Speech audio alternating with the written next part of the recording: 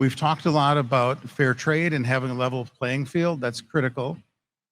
Intellectual property theft, which has been, extreme within some of the industries and making things very important.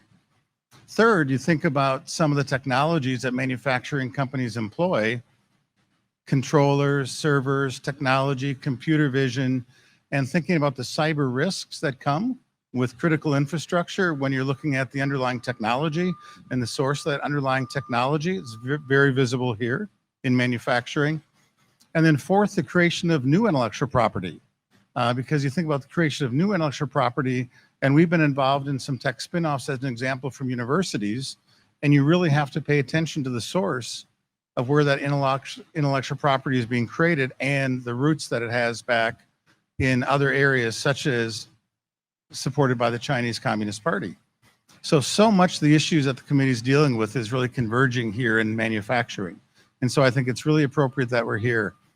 But I think the other thing is I do have an incredible optimism for the US economy and incredible optimism for the manufacturing sector, because I do think at the core, I have the great privilege of seeing innovators, young people, people who have been in industry, people who've seen problems, coming up with new solutions to solve problems.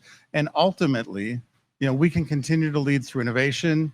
While they're playing with old intellectual property, we continue to create new.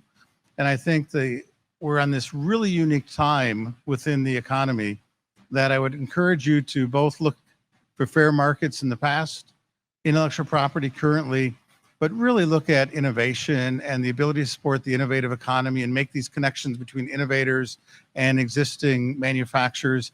And then also recognize that with this innovation comes a great need for transparency, and transparency both around, what the roots are of the intellectual property, transparency of how it's funded, and transparency of how it's used. And so I applaud the work of the committee. I'm a great optimist when we think about what happens to be the potential of this manufacturing economy, but I also believe that only will be realized through the good work of this committee.